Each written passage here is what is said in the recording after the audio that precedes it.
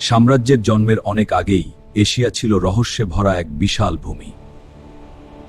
সীমান্ত, পতাকা, এমনকি লিখিত ভাষারও আগে এখানেই শুরু হয় মানব ইতিহাসের এক গভীর অধ্যায়।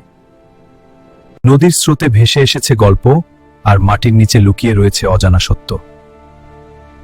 প্রায় ৭০,০০০ বছর আগে মানুষ প্রথমবার এশিয়ার পথে পা রাখে। তারা পশুর পিছু নিয়েছিল, নদীর ধারে থেমেছিল, আর প্রকৃতির সঙ্গে লড়াই করে টিকেছিল। কিন্তু এশিয়ায় মানুষ শুধু বাঁচেনি, সে শুরু করেছিল ভাবতে। এখানেই জন্ম নেয় হাতিয়ার, ভাষা আর বিশ্বাসের প্রথম চিহ্ন। নীরবে ধীরে ধীরে সভ্যতা গড়ে উঠছিল। এশিয়ার প্রতিটি প্রাচীন সভ্যতার জন্ম হয়েছে নদীর তীরে। এই নদীগুলো শুধু পানি দেয়নি, এগুলো জীবন দিয়েছে। শুরুর দিকে কোনো রাজা ছিল না। নেতৃত্ব দিত জ্ঞানীরা, বয়োজ্যেষ্ঠরা আর আধ্যাত্মিক পথপ্রদর্শকেরা। ক্ষমতা আসে জ্ঞান থেকে, রক্তসূত্র থেকে নয়। এশিয়া গড়ে উঠেছিল নামহীন মানুষের হাতে। নারীরা আগলে রেখেছিল ইতিহাস, চিকিৎসা আর সংস্কৃতি। এমন শহর ছিল যেখানে রাজপ্রাসাদের চিহ্নই নেই।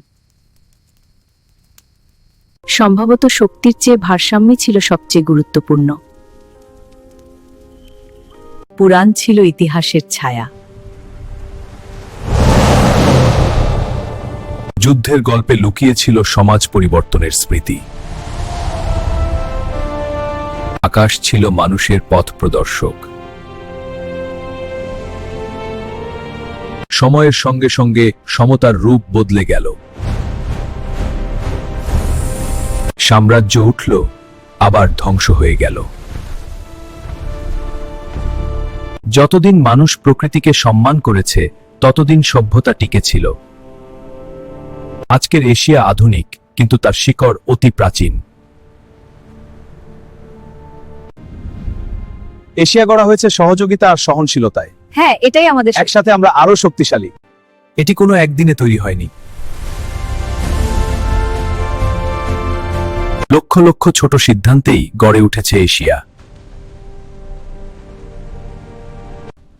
এই রহস্য আজও আমাদের পায়ের নিচে লুকিয়ে আছে। ইতিহাস শেষ হয় না।